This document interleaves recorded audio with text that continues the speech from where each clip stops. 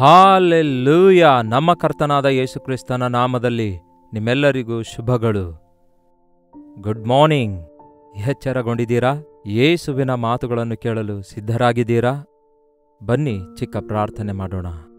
ಪರಿಶುದ್ಧ ದೇವರೇ, ನಿಮಗೆ ವಂದನೆಗಳು. ಮತ್ತೊಂದು ದಿನ ಕೊಟ್ಟಿದ್ದೀರಿ ದೇವರೇ. ಎಷ್ಟೋ ಜನ ಈ ಮಳೆಯಿಂದ, ಪ್ರಳಯದಿಂದ ತೊಂದರೆಗೆ ಒಳಗಾಗಿ ದುಃಖದಲ್ಲಿರುತ್ತಾ, ಆಹಾರವಿಲ್ಲದವರಾಗಿ ಬಳಲುತ್ತಾ, ಚಳಿಯಲ್ಲಿರುತ್ತಾ ಇದ್ದಾರೋ ಅವರೆಲ್ಲರನ್ನು ಕ್ಷೇಮವಾಗಿ ದಯಪಾಲಿಸಿರಿ. ನಮ್ಮನ್ನು ಕಾಪಾಡಿದಕ್ಕಾಗಿ ನಾವು ಕೃತಜ್ಞತೆಯುಳ್ಳವರಾಗಿದ್ದೇವೆ. ಅವಶ್ಯಕತೆಯಲ್ಲಿದ್ದವರಿಗಾಗಿ ಪ್ರಾರ್ಥಿಸಲು, ಕೈಲಾದ ಸಹಾಯ ಮಾಡಲು, ನಮ್ಮಿಂದ ಸಾಧ್ಯವಾದಷ್ಟು ಅಂಥವರಿಗೆ ಸಹಾಯ ಮಾಡುವಂತೆ ಕ್ರಿಸ್ತೇಸುವಿನಲ್ಲಿದ್ದ ಮನಸ್ಸು, ಭಾರವನ್ನು ನಮಗೆ ದಯಪಾಲಿಸಿರೆಂದು ಕ್ರಿಸ್ತನ ನಾಮದಲ್ಲಿ ಬೇಡುತ್ತೇನೆ ತಂದೆಯೇ, ಆಮೇನ್. ಇನ್ನೂ ತೂಫಾನ್ ಎದುರಾಗಲಿಕ್ಕಿದೆ ಎಂಬ ಈ ಸಮಯದಲ್ಲಿ ಈಗಾಗಲೇ ಸುಧಾರಿಸಿಕೊಂಡವರು ಮತ್ತಷ್ಟು ಆಂದೋಲನಕ್ಕೆ ಗುರಿಯಾಗ್ತಿದ್ದಾರೆ. ನಾವು ದೇವರ ಮೇಲೆ ನಂಬಿಕೆ ಇಡೋಣ. ಅಷ್ಟಕ್ಕೂ ಇಂತಹ ಪ್ರಕೃತಿ ವಿಕೋಪಗಳು ಎದುರಾದಾಗ ನಾವು ಇವಾಗಲಾದರೂ ದೇವರಿಗೆ ಜ್ಞಾಪಕ ಮಾಡಿಕೊಳ್ಳುವುದಾದರೆ ನಮಗೆಷ್ಟೋ ಒಳ್ಳೆಯದಾಗಿರುತ್ತೆ. ಪಾಪವು ಭೂಮಿಯ ಮೇಲೆ ಹೆಚ್ಚಾದಾಗ ದೇವರು ಮೊಟ್ಟ ಮೊದಲ ಸಾರಿ ನೋಹನನ ಕಾಲದವರೆಗೂ ಮಳೆ ಸುರಿತಾ ಇರಲಿಲ್ಲಂತೆ. ಬೈಬಲ್ ಹೇಳೋ ಪ್ರಕಾರ ಭೂಮಿಯೊಳಗಿಂದ ತ್ಯಾವ ಉಂಟಾಗ್ತಿತ್ತು, ಮೇಲ್ಗಡೆಯಿಂದ ಮಂಜು ಸುರಿಯುತ್ತಾಯ್ತಂತೆ. ಅದಾದ ನಂತರ ಪ್ರಚಂಡವಾದ ಮಳೆ 40 ರಾತ್ರಿ 40 ಹಗಲು ಸುರಿದಾಗ ಎಷ್ಟರ ಮಟ್ಟಿಗೆ ಮಳೆ ಸುರಿಯಿತು ಎನ್ನುವುದಾದರೆ, ಉಸಿರಾಡುವಂತಹ ಪ್ರತಿಯೊಂದು ಜೀವಿ, ಪ್ರಾಣಿಗಳು, ಮನುಷ್ಯರು, ಪಕ್ಷಿಗಳು ಎಲ್ಲವೂ ಆ ನಾವೆಯಲ್ಲಿ ನಂಬಿಕೆಯಿಂದ ಭದ್ರಪಡಿಸಲ್ಪಟ್ಟವರ ಹೊರತಾಗಿ ಪೂರ್ತಿಯಾಗಿ ಎಲ್ಲರೂ ಮರಣ ಹೊಂದಿದ್ರು. ನಂತರ ದೇವರು ಎಷ್ಟೋ ಹೃದಯದಲ್ಲಿ ಬಾಧೆಪಟ್ಟು ಮನಸ್ಸಲ್ಲಿ ನೊಂದುಕೊಳ್ತಾರೆ. ಇನ್ನೆಂದಿಗೂ ಇಂತಹ ಪ್ರಳಯದಿಂದ ನಿಮ್ಮನ್ನು ನಾನು ನಾಶನ ಮಾಡುವುದಿಲ್ಲ ಎಂದು ಒಂದು ಕಾಮನ ಬಿಲ್ಲನ್ನು ಆಕಾಶದಲ್ಲಿ ಇವಾಗಲೂ ನಾವು ನೋಡ್ತೇವೆ. ಮಳೆ ಸುರಿದಾದ ನಂತರ ಆ ಕಾಮನ ಬಿಲ್ಲನ್ನು ನೀವು ನೋಡುವಾಗ ನಾನು ನಿಮ್ಮನ್ನು ಜ್ಞಾಪಕ ಮಾಡಿಕೊಂಡು ನನ್ನ ಉಗ್ರಕೋಪವನ್ನು ಬಿಟ್ಟುಬಿಡುತ್ತೇನೆ ಎನ್ನುವುದಕ್ಕೆ ಸೂಚನೆಯಾಗಿಟ್ಟಿದ್ದಾರೆ. ಒಂದೇ ಸಾರಿ ಪ್ರಪಂಚವೆಲ್ಲ ನೀರಿನಿಂದ ಮುಳುಗಿಸಿ ಬಿಡುವುದಿಲ್ಲ. ಸಕಲ ಜೀವಿಗಳು ಪ್ರಾಣ ಕಳೆದುಕೊಳ್ಳುವಂತೆ ನಾನು ಉಪದ್ರವ ಬರಗೊಡಿಸುವುದಿಲ್ಲ ಎಂದು ದೇವರು ಹೇಳಿದ್ದಾರೆ. ಆದರೆ ಆಯಾ ಸ್ಥಳಗಳಲ್ಲಿ, ಆಯಾ ಸಂದರ್ಭಗಳಲ್ಲಿ ಇಂತಹ ಉಪದ್ರವಗಳುಂಟಾಗುವಂಥದ್ದು ದೇವರ ಎಚ್ಚರಿಕೆಯಾಗಿದೆ ಎಂಬ ಸಂಗತಿ ನಾವು ಗುರುತಿಸುವುದಾದರೆ ಅದು ಎಷ್ಟೋ ಒಳ್ಳೆಯದಾಗಿರುತ್ತೆ. ಆದಾಗ್ಯೂ ದೇವರು ಕೃಪೆ ಉಳ್ಳ ದೇವರಾಗಿರುವುದರಿಂದ ನಮ್ಮನ್ನು ಬಿಟ್ಟು ಬಿಡುವ ಆತನಲ್ಲ. ಆ ಕಾಮನ ಬಿಲ್ಲು ಆಕಾಶದಲ್ಲಿ ತೋರಿಸಿದ್ದು ಈ ದಿನ ನಮಗೆ ಶಿಲುಬೆಯಲ್ಲಿ ನೇತಾಡುವ ಕ್ರಿಸ್ತನಾಗಿದ್ದಾರೆ. ಕ್ರಿಸ್ತನನ್ನು ನೋಡುವಾಗ, ಕ್ರಿಸ್ತನ ಕಡೆಗೆ ನೋಡುವಾಗ ಆತನು ನಮ್ಮ ಶಾಪ ಅಳಿಸಿ ಹಾಕಿರೋದ್ರಿಂದ, ನಮ್ಮ ಪಾಪ ಆತನು ಹೊತ್ತುಕೊಂಡದ್ದರಿಂದ, ನಮಗೆ ಬರಬೇಕಾದ ಶಿಕ್ಷೆ ಆತನು ಅನುಭವಿಸಿರೋದ್ರಿಂದ ಈ ದಿನ ಯೇಸುವಿನಿಂದ ನಮಗೆ ಕ್ಷಮಾಪಣೆ ಕೂಡ ಇದೆ. ಆ ಯೇಸುವಿನಿಂದಲೇ ನಮ್ಮ ಜೀವಿತದಲ್ಲಿ ಅದ್ಭುತ ಕಾರ್ಯಗಳು ನಡೆಯುತ್ತವೆ, ಸೈತಾನನ ಕಾರ್ಯಗಳೆಲ್ಲ ಲಯವಾಗ್ತವೆ. ಇಂತಹ ಉಪದ್ರವದಲ್ಲಿಯೂ ಕೂಡ ದೇವರು ತನ್ನ ಕಾವಲನ್ನು, ಭದ್ರತೆಯನ್ನು ಯೇಸುವಿನಲ್ಲಿ ನಂಬಿಕೆ ಇಟ್ಟವರಿಗೆ, ಯೇಸುವಿನ ನಾಮದಲ್ಲಿ ಮೊರೆ ಇಟ್ಟವರಿಗೆ ಕೊಡುವುದಕ್ಕಾಗಿ ಆತನು ಯಾವಾಗಲೂ ಸಿದ್ಧವಾಗಿಯೇ ಇದ್ದಾನೆ. ಅದಕ್ಕೆ ನಾವು ಸುರಕ್ಷಿತವಾಗಿರೋದಾದರೆ ದೇವರನ್ನು ಸ್ತುತಿಸೋಣ, ಬಾಧೆಗಳಲ್ಲಿದ್ದವರಿಗಾಗಿ ಪ್ರಾರ್ಥಿಸೋಣ, ಅವರಿಗೆ ನಮ್ಮ ಸಹಾನುಭೂತಿಯಲ್ಲ ಸಹಕಾರ ಕೊಡುತ್ತಾ ಪ್ರಾರ್ಥಿಸೋಣ. ಅದೇ ರೀತಿ ಯೇಸುವನ್ನು ಅರಿಯದವರು ಎಷ್ಟೋ ಜನರಿರೋದ್ರಿಂದ, ಅವರು ತಮ್ಮಷ್ಟಕ್ಕೆ ತಾವೇ ಪ್ರಾರ್ಥನೆ ಮಾಡಿಕೊಳ್ಳದೇ ಇರೋದ್ರಿಂದ ಯೇಸುವನ್ನು ಅರಿತ ನಾವು ವಿಜ್ಞಾಪನೆ ಮಾಡೋಣ. ಈ ಸಂದರ್ಭದಲ್ಲಿ ಒಂದು ದೇವರ ವಾಕ್ಯ ಭಾಗವನ್ನು ನಾವು ನೋಡಿಕೊಳ್ಳೋಣ. ಯೆಶಾಯ 54ನೇ ಅಧ್ಯಾಯದಲ್ಲಿ 9ನೇ ವಚನದಿಂದ ಓದುತ್ತಾ ಇದ್ದೇನೆ, ಕೇಳಿ. ಯೆಶಾಯ 54:9. ನಿನ್ನನ್ನು ತ್ಯಜಿಸಿದ್ದು ನನಗೆ ನೋಹನ ಕಾಲದ ಜಲಪ್ರಳಯದಂತಿದೆ. ಏನಂತೆ? ನಿನ್ನನ್ನು ತ್ಯಜಿಸಿದ್ದು ನನಗೆ ನೋಹನನ ಕಾಲದ ಜಲಪ್ರಳಯದಂತಿದೆ. ಇಂಥ ಜಲಪ್ರಳಯವು ಭೂಮಿಯನ್ನು ತಿರುಗಿ ಆವರಿಸುವುದಿಲ್ಲವೆಂದು ನಾನು ಹೇಗೆ ಪ್ರಮಾಣ ಮಾಡಿದೇನೋ ಹಾಗೆಯೇ ನಾನು ಇನ್ನು ಮೇಲೆ ನಿನ್ನ ಮೇಲೆ ಕೋಪ ಮಾಡುವುದಿಲ್ಲ, ಗದರಿಸುವುದಿಲ್ಲ ಎಂದು ಈಗ ಪ್ರಮಾಣ ಮಾಡಿದ್ದೇನೆ. ಇನ್ನು ಮೇಲೆ ನಿನಗೆ ಇಂತಹ ಭಯಂಕರವಾದ ವಿಪತ್ತು ಬರದಂತೆ ನಾನು ನಿನ್ನೊಂದಿಗೆ ನಿಬಂಧನೆ ಮಾಡಿಕೊಂಡಿದ್ದೇನೆ, ಪ್ರಮಾಣ ಮಾಡಿಕೊಂಡಿದ್ದೇನೆ. ನನ್ನ ಕೋಪವನ್ನು ಅಡಗಿಸಿಕೊಳ್ತಿದ್ದೇನೆ. ನಿಜವೇ ಪ್ರಿಯರೇ, ಇಷ್ಟೆಲ್ಲ ಯಾಕಾಗ್ತಿದೆ ಅನ್ನುವಾಗ ಕೋಪವೇ, ಇದೆಲ್ಲದಕ್ಕೆ ದೇವರ ಕೋಪವೇ ಕಾರಣ. ಪಾಪ ವಿಸ್ತರಿಸುತ್ತಾ ಇದೆಯಲ್ಲವೇ? ಮನುಷ್ಯರು ದೇವರಿಗೆ ದುಃಖಪಡಿಸುತ್ತಾ ಇದ್ದಾರಲ್ಲವೇ? ದೇವರು ಕೊಟ್ಟ ಶರೀರವನ್ನು ಹಾಳು ಮಾಡಿಕೊಳ್ತಾ ಇದ್ದಾರೆ. ದೇವರು ಕೊಟ್ಟಿರುವಂತಹ ಸೃಷ್ಟಿಯನ್ನು ಹಾಳು ಮಾಡಿಕೊಳ್ತಿದ್ದಾರೆ. ಮನುಷ್ಯರು ದೇವ ಭಯ ಇಲ್ಲದಿರುವುದನ್ನು ನೋಡ್ತಿದ್ದೇವೆ. ಇದು ಮನುಷ್ಯರೇ ಸ್ವಂತ ಮಾಡಿಕೊಂಡಿರೋದು, ದೇವರು ಕಳಿಸಿರುವಂಥದ್ದಲ್ಲ. ಇತ್ತೀಚೆಗೆ ಮುಂಬೈನಲ್ಲಿ ಮತ್ತು ಹೈದರಾಬಾದ್ನಲ್ಲಿ, ಬ್ಯಾಂಗ್ಳೂರಿನಲ್ಲಿ ಇಂತಹ ಪ್ರಳಯ ಬಂದಾಗ ಅನೇಕರ ಮನೆ ಮುಳುಗಿ ಹೋದಾಗ ಅವರು ಕಾರಣ ಏನೆಂದು ಕಂಡುಕೊಳ್ತಿದ್ದಾರೆ. ದೇವರು ಕೆಲವೊಂದು ಕಡೆ ಕೆರೆಗಳನ್ನುಂಟು ಮಾಡಿಟ್ಟಿದ್ದಾರೆ. ಈ ರೀತಿ ಹೆಚ್ಚು ಪ್ರಳಯ ಬಂದಾಗ ಕೆರೆಗಳಲ್ಲಿ ನೀರು ತುಂಬಿಕೊಂಡು ನಿಂತುಕೊಳ್ಳುತ್ತೆ ಎಂದು, ಅವಶ್ಯಕತೆ ಬಂದರೆ ಆ ನೀರು ಬಳಸುವುದಕ್ಕಾಗಿಯೂ ಉಪಯೋಗವಾಗಿರುತ್ತದೆ ಎಂದು ಉಂಟು ಮಾಡಿದ್ದಾರೆ. ನೀರು ಹರಿದು ಹೋಗುವುದಕ್ಕಾಗಿ ಆತನು ಬಹಳ ಚೆನ್ನಾಗಿ ಏರಿಳಿತದ ಹಳ್ಳಗಳನ್ನು ಉಂಟು ಮಾಡಿಟ್ಟಿದ್ದಾರೆ. ಆದರೆ ಈ ದಿನ ನಾವು ಸ್ಮಾರ್ಟ್ ಸಿಟೀಸ್ ಅನ್ನುತ್ತಾ ಆ ಕೆರೆಗಳನ್ನೆಲ್ಲ ಮುಚ್ಚಿಬಿಟ್ಟು ಕಟ್ಟಡಗಳನ್ನು ಕಟ್ಟೋದು,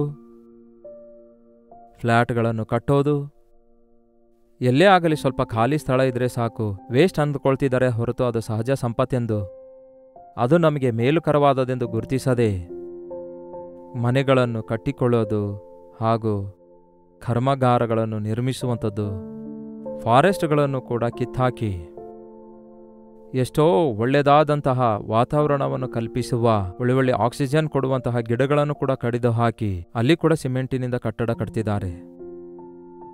ಎಷ್ಟು ಭಯಂಕರವಾಗಿ ಈ ದಿನ ಮಾನವನು ಕೃತಕವಾಗಿ ಸುಖಕ್ಕಾಗಿ ಕೋರಿಕೊಳ್ಳುತ್ತಾ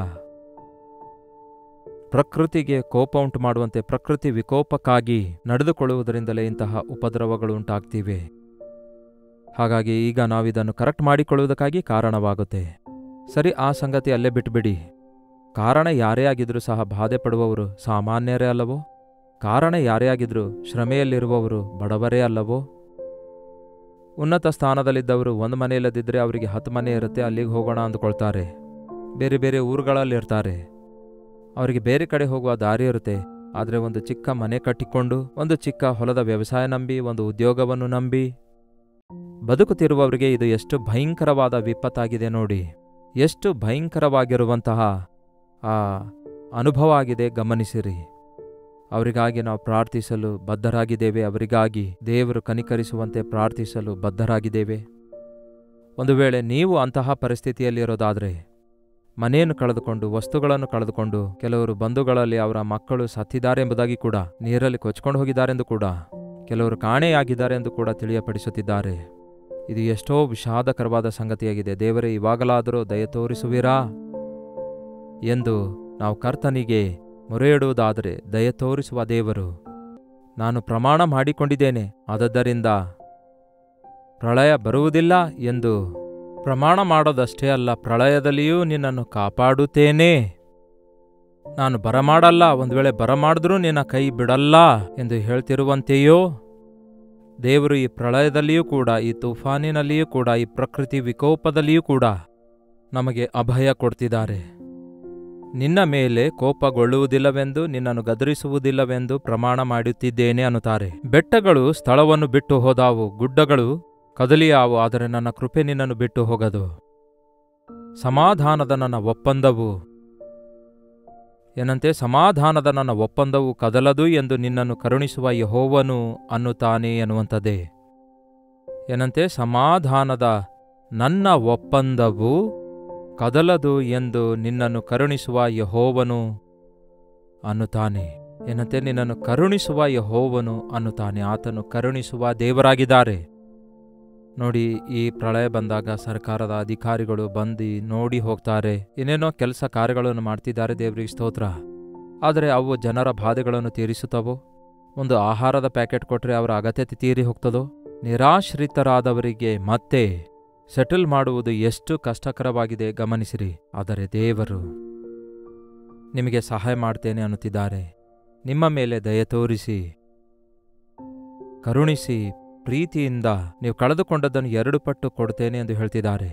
ನೋಡಿ, ಒಂದೊಂದು ಸಾರಿ ನಮ್ಮ ತಾಯಿ ನಮ್ಮ ಮೇಲೆ ಕೋಪಗೊಂಡು ಜೋರಾಗಿ ಒಂದು ಸಾರಿ ಹೊಡೆದಾಗ ನಾವು ಅಬ್ಬಾ ಅಂತ ಕಿರ್ಚಿದರೆ ಅಮ್ಮ ಏನು ಮಾಡ್ತಾಳೆ? ಅಯ್ಯೋ ಬಾ ಮಗನೆ ಅಂತ ಹೇಳಿ ಎದೆಗೆ ಅಪ್ಪಿಕೊಳ್ತಾಳೆ. ನಮ್ಮನ್ನು ಸುಧಾರಿಸ್ತಾಳೆ, ನಮ್ಮನ್ನು ಸಂತೋಷಪಡಿಸ್ತಾಳೆ. ಹಾಗೆಯೇ ಕರ್ತನು ಕೂಡ ನಮಗೆ ನಮ್ಮ ಅಕ್ರಮದ ಮೇರೆಗೆ, ಅವಿಧೇಯತೆಯ ಮೇರೆಗೆ, ನಮ್ಮ ಅಜ್ಞಾನದ ನಿಮಿತ್ತ ಆಯಾ ಸಮಯಗಳಲ್ಲಿ ಆತನ ಶಿಕ್ಷೆಗೆ ನಾವು ಗುರಿಯಾದರೂ ಕೂಡ ದಯೆಯುಳ್ಳಂತಹ ದೇವರು ನಮ್ಮನ್ನು ಕನಿಕರಿಸುವ ಆತನಾಗಿರೋದ್ರಿಂದ ಆತನು ನಮ್ಮ ಮೇಲೆ ಸಂತಾಪ ತೋರಿಸಿ ನಮಗಾಗಿ ಬಾಧೆಪಟ್ಟು ನಮ್ಮನ್ನು ಪ್ರೀತಿಸಿ ನಮಗುಂಟಾದ ನಷ್ಟವನ್ನು ತೆಗೆದುಹಾಕುವ ಆತನಾಗಿದ್ದಾನೆಂದು ನಂಬಿರಿ ಪ್ರಿಯರೇ. ನಂಬುವುದಷ್ಟೇ ಅಲ್ಲದೆ ಪ್ರಾರ್ಥಿಸಿರಿ. ಸೃಷ್ಟಿಕರ್ತನು ನಮಗಿದ್ದಾನೆ. ಸೃಷ್ಟಿಯನ್ನು ಹತೋಟಿಯಲ್ಲಿ ಇಟ್ಟುಕೊಳ್ಳುವಾತನು, ಪ್ರಕೃತಿ ವಿಕೋಪಗಳನ್ನು ನಿಯಂತ್ರಿಸಬಲ್ಲಾತನು, ಗಾಳಿಯನ್ನು ಸಮುದ್ರವನ್ನು ಶಾಂತಗೊಳಿಸಲು ಶಕ್ತನಾದಂತಹ ದೇವರು ಆತನೇ. ಈ ದಿನ ವಿಶೇಷವಾಗಿ ಮತ್ತೆ ಈ ರೀತಿ ಪ್ರಳಯಕ್ಕೆ ಬಾಧೆ ಪಡುವಂತಹ ಎಲ್ಲರಿಗೋಸ್ಕರ ನಾವು ಪ್ರತ್ಯೇಕವಾಗಿ ಪ್ರಾರ್ಥಿಸಬೇಕಾಗಿದೆ.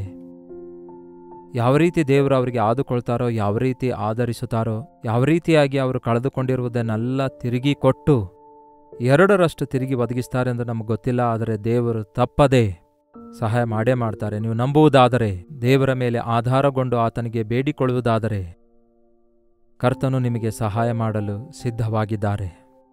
ದೇವರು ಇಲ್ಲಿ ಒಂದು ವಾಗ್ದಾನ ಮಾಡ್ತಿದ್ದಾರೆ, ಅದನ್ನು ಸ್ವಾಧೀನ ಮಾಡಿಕೊಳ್ಳ್ರಿ. 11ನೇ ವಚನ, ಕುಗ್ಗಿದವಳೆ, ಗಾಳಿಯ ಬಡಿತಕ್ಕೆ ಗುರಿಯಾದವಳೆ, ಯಾರು ಸಂತೈಸದವಳೆ, ಇಗೋ ಪ್ರಯಾಸಪಟ್ಟು ಗಾಳಿ ಬಡಿತಕ್ಕೆ ಗುರಿಯಾದವಳೆ, ಸಂತೈಸದವಳೆ, ಇಗೋ ಕೇಳಿರಿ. ದಿಗಿಲು ಪಡಬೇಡಿರಿ, ಕುಗ್ಗಿ ಹೋಗಬೇಡಿರಿ. ಕರ್ತನು ನಿಮ್ಮನ್ನು ನೋಡ್ತಿದ್ದಾರೆ. ಕರ್ತನು ದಯೆ ತೋರಿಸುವ ಆತನು. ಕರ್ತನು ನಿಮಗೆ ಸಹಾಯ ಮಾಡ್ತಾರೆ. ಕರ್ತನು ನಿಮ್ಮನ್ನು ಆಧರಿಸುತ್ತಾರೆ. ಆತನು ನಿಮಗೊಂದು ವಾಗ್ದಾನ ಕೊಟ್ಟು ಒಡಂಬಡಿಕೆ ಮಾಡಿಕೊಳ್ತಿದ್ದಾರೆ. ಇಗೋ ಇಂದ್ರ ನೀಲ ಮಣಿಗಳಿಂದ ನಿನಗೆ ಅಸ್ಥಿವಾರವನ್ನು ಹಾಕಿ ನಿನ್ನ ಕಲ್ಲುಗಳನ್ನು ನೀಲಾಂಜನದ ಗಾರೆಯಂತೆ ಕಟ್ಟುವೆನು. ನೀನು ಕಳೆದುಕೊಂಡದ್ದನ್ನೆಲ್ಲ 2ರಷ್ಟು ತಿರುಗಿ ನಾನು ಕೊಡುವೆನು. ಎಂತಹ ಅದ್ಭುತವಾದ ವಾಗ್ದಾನ ಕೊಡ್ತಿದ್ದಾರೆ. ಇದನ್ನು ನಂಬಿರಿ. ನನ್ನ ಬದುಕು ಇಷ್ಟೇನಾ? ನನ್ನ ಆಸ್ತಿ ಹೋಯ್ತು, ನನ್ನ ಮನೆ ಹೋಯ್ತು, ನಾನು ಎಲ್ಲವನ್ನೂ ಕಳ್ಕೊಂಡೆ, ಆರೋಗ್ಯ ಕಳೆದುಕೊಂಡೆ, ನನ್ನ ಮಕ್ಕಳು ಸತ್ತೋದ್ರು, ಕುಟುಂಬ ಒಡೆದು ಹೋಗಿದೆ ಎಂದು ದಿಗಿಲು ಪಡುವಂಥವರೇ, ನಿಮ್ಮ ಕುಟುಂಬ ಕಟ್ಟಬಲ್ಲಾತನು, ನಿಮ್ಮ ಮನೆಯನ್ನು ಕಟ್ಟಬಲ್ಲಾತನು, ನೀವು ಕಳೆದುಕೊಂಡದ್ದೆಲ್ಲವನ್ನು ತಿರುಗಿ ಕೊಡಬಲ್ಲಾತನು, ನಿಮ್ಮ ಮಕ್ಕಳನ್ನು ಆಶೀರ್ವದಿಸಬಲ್ಲಾತನು ಕರ್ತನಾದ ಯೇಸು ಕ್ರಿಸ್ತನಾಗಿದ್ದಾರೆ. ಎಷ್ಟೇ ಬಾಧೆ ಉಂಟಾದರೂ ಆತನನ್ನು ದೂಷಿಸಬೇಡಿರಿ. ಆ ಬಾಧೆಯಲ್ಲಿ ದೇವರೇ ನಮ್ಮ ಅವಿಧೇಯತೆಯನ್ನು ಕ್ಷಮಿಸಿರಿ, ನಮ್ಮ ಅಜ್ಞಾನವನ್ನು ಕ್ಷಮಿಸಿರಿ, ನಮ್ಮ ಮೇಲೆ ದಯೆ ತೋರಿಸಿರಿ ಎಂದು ಮೊರೆ ಇಡುವುದಾದರೆ ಅದ್ಭುತವಾಗಿ ದಯೆಯುಳ್ಳಂತಹ ದೇವರು, ಪ್ರೀತಿಯುಳ್ಳಂತಹ ಕರ್ತನು ನಮ್ಮ ಭುಜ ತಟ್ಟಿ ನಮ್ಮನ್ನು ಆಧರಿಸುವಾತನಾಗಿದ್ದಾರೆ. ನಮ್ಮ ಬಾಧೆಗಳಲ್ಲಿ ನಮ್ಮೊಂದಿಗೆ ಸಹಿಸುವಾತನಾಗಿರೋದ್ರಿಂದ, ನಮ್ಮನ್ನು ಅರಿತಿರುವುದರಿಂದ ನಮ್ಮನ್ನು ತಿರುಗಿ ಉದ್ಧರಿಸುವಾತನಾಗಿದ್ದಾರೆ. ಎಲ್ಲರೂ ಸಂತಾಪ ತೋರಿಸ್ತಾರೇನೋ, ಆದರೆ ಕರ್ತನು ನಮಗೆ ಅದ್ಭುತ ಕಾರ್ಯಗಳನ್ನು ಮಾಡುತ್ತಾರೆ. ಕರ್ತನ ನಾಮದಲ್ಲಿ ಇತರರಿಗೋಸ್ಕರ ಪ್ರಾರ್ಥಿಸೋಣ. ಹಾಗೂ ಇತರ ರಾಜ್ಯಗಳಲ್ಲಿರುವ ನೀವು, ಇತರ ದೇಶಗಳಲ್ಲಿರುವ ನೀವು, ಒಂದು ವೇಳೆ ನಿಮ್ಮ ಬಂಧುಗಳ ಕುರಿತಾಗಿ, ಸ್ನೇಹಿತರ ಕುರಿತಾಗಿ, ಪ್ರಳಯದಲ್ಲಿ ಸಿಕ್ಕಾಕೊಂಡವರ ಕುರಿತು ನೀವು ಚಿಂತಿಸುತ್ತಾ ಇರಬಹುದು. ದೇವರಿಗೆ ಮೊರೆ ಇಡಿರಿ, ದೇವರಲ್ಲಿ ನಂಬಿಕೆ ಇಡಿಯಿರಿ.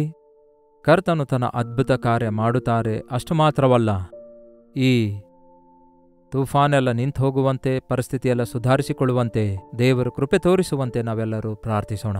ಪ್ರಾರ್ಥನೆ. ಪರಿಶುದ್ಧ ದೇವರೇ, ಪ್ರೀತಿಯುಳ್ಳ ತಂದೆಯೇ, ಒಂದು ಸಾರಿ ಪ್ರಳಯ ಪೀಡಿತರನ್ನು ನೋಡಿರಿ ದೇವರೇ. ಪ್ರಳಯದಿಂದ ನಷ್ಟ ಹೋದವರನ್ನು ನೋಡಿರಿ, ಪ್ರಾಣ ಕಳೆದುಕೊಂಡಂಥವರ ಕುಟುಂಬವನ್ನು ನೋಡಿರಿ. ಎಲ್ಲಾ ರೀತಿಯಲ್ಲಿ ತಂದೆಯೇ, ಶೋಧನೆಯೊಳಗೆ ಬಿದ್ದು ಎದ್ದೇಳಲಾರದ ಸ್ಥಿತಿಯಲ್ಲಿದ್ದಂಥವರನ್ನು ನೋಡಿರಿ. ಇನ್ನು ಸಾಕು ದೇವರೇ, ನಿಮ್ಮ ಕೃಪೆಯನ್ನು ಸುರಿಯ ಮಾಡಿರಿ, ನಿಮ್ಮ ಪ್ರೀತಿಯನ್ನು ಸುರಿಯ ಮಾಡಿರಿ. ಒಂದು ಸಾರಿ ದಯ ತೋರಿಸಿರಿ. ನೀವು ಉಂಟು ಮಾಡಿರುವಂತಹ ನಿಮ್ಮ ಮಕ್ಕಳಾಗಿದ್ದೇವಲ್ಲವೇ? ನೀವು ಪ್ರೀತಿಸಿದಂತಹ ನಿಮ್ಮ ಮಕ್ಕಳಾಗಿದ್ದೇವಲ್ಲವೇ? ನೀವು ಪ್ರೀತಿಸಿದಂಥವರು ಕೂಡ ಈ ಪ್ರಳಯದಲ್ಲಿ ಬಲಿಯಾಗ್ತಿದ್ದಾರೆ, ಬಾಧಿತರಾಗ್ತಾ ಇದ್ದಾರೆ. ಅವನು ನನ್ನನ್ನು ಪ್ರೀತಿಸುವುದರಿಂದ ಅವನನ್ನು ರಕ್ಷಿಸುವೆನೆ ಎಂಬ ವಾಗ್ದಾನ ಮಾಡಿದಿರಲ್ಲವೇ? ನಿಮ್ಮ ಮಕ್ಕಳ ಸುತ್ತಲೂ ನಿಮ್ಮ ಬೆಳಕನ್ನು ಆವರಿಸಿಕೊಂಡಿರಲಿ. ಐಗುಪ್ತದಲ್ಲಿ ಎಲ್ಲಿ ಇಸ್ರಾಯೇಲರಿದ್ರೋ ಅಲ್ಲಿ ಬೆಳಕಿದ್ದಂತೆ, ಎಲ್ಲಿ ಇಸ್ರಾಯೇಲರಿದ್ರೋ ಅಲ್ಲಿ ಜೀವವಿದ್ದಂತೆ, ಈ ಭಯಂಕರವಾದ ಪ್ರಳಯದಲ್ಲಿ ಕೂಡ ನಿಮ್ಮ ಮಕ್ಕಳಿಗೆ ಭದ್ರತೆ, ಸುರಕ್ಷತೆಯನ್ನು ಕೂಡ ದಯಪಾಲಿಸಿರಿ. ನಂಬಿಕೆಯಿಂದ ಪ್ರಾರ್ಥಿಸುವುದಕ್ಕೂ ಬಿಡುಗಡೆಯನ್ನು ಕಾಣುವುದಕ್ಕೂ ನಮ್ಮಲ್ಲಿ ಪ್ರತಿಯೊಬ್ಬರಿಗೂ ಸಹಾಯ ಮಾಡಿರೆಂದು ಕ್ರಿಸ್ತನ ನಾಮದಲ್ಲಿ ಬೇಡುತ್ತೇನೆ ತಂದೆಯೇ, ಆಮೇನ್. ತಂದೆಯಾದ ದೇವರ ಪ್ರೀತಿಯೂ, ಮಗನಾಗಿರುವ ಕ್ರಿಸ್ತನ ಕೃಪೆಯೂ, ಆದರಣೆಕರ್ತನಾದ ಪವಿತ್ರಾತ್ಮನ ಸಹವಾಸವು ಕೂಡಿ ಬಂದಿರುವ ನಮ್ಮೆಲ್ಲರ ಸಂಗಡ ಇಂದಿಗೂ ಸದಾಕಾಲಕ್ಕೂ ನೆಲೆಯಾಗಿರಲಿ. ಆಮೇನ್. ದೇವರಿಗೆ ಸ್ತೋತ್ರ. ನಿಮ್ಮ ಪ್ರಾರ್ಥನಾ ಮನವಿ ಹಾಗೂ ನಿಮ್ಮ ಪರಿಸ್ಥಿತಿಗಳ ಕುರಿತು 8939731313 ನಂಬರ್ಗೆ ಒಂದು ಟೆಕ್ಸ್ಟ್ ಇಲ್ಲವೇ ವಾಯ್ಸ್ ಮೆಸೇಜ್ ಮೂಲಕ ವಾಟ್ಸಪ್ ಕಳಿಸಿಕೊಡಿರಿ. ನೀವು ಇತರ ದೇಶದಿಂದಲೂ ಸಹ ವೀಕ್ಷಿಸುವುದಾದರೆ ಕೊಡಲ್ಪಟ್ಟ ಇದೇ ನಂಬರ್ಗೆ ತಿಳಿಯಪಡಿಸಿರಿ. ನಿಮಗೋಸ್ಕರ ಪ್ರಾರ್ಥಿಸ್ತಿದ್ದೇವೆ. ಒಬ್ಬರಿಗೋಸ್ಕರ ಒಬ್ಬರು ಪ್ರಾರ್ಥಿಸಿರಿ ಎಂದು ಯೇಸು ಹೇಳಿರುವುದರಿಂದ ನಾವು ನಿಮ್ಮೆಲ್ಲರಿಗಾಗಿ ಪ್ರಾರ್ಥಿಸ್ತಿದ್ದೇವೆ. ನೀವು ಕೂಡ ಪ್ರಾರ್ಥಿಸಿರಿ, ಕುಗ್ಗಿ ಹೋಗಬೇಡಿರಿ. ಕರ್ತನು ನಿಮ್ಮನ್ನು ಯಾವತ್ತಿಗೂ ಕೂಡ ಕೈ ಬಿಡುವುದಿಲ್ಲ. ಆತನ ಕೃಪೆಯೇ ನಿಮಗೆ ಸಾಕು ಎಂದು ಧೈರ್ಯಪಡಿಸುತ್ತಾ ಇರುವುದರಿಂದ ತಿರುಗಿ ಆತನು ನಿಮ್ಮನ್ನು ಪುನರುದ್ಧರಿಸುತ್ತಾನೆಂದು ನಂಬಿರಿ.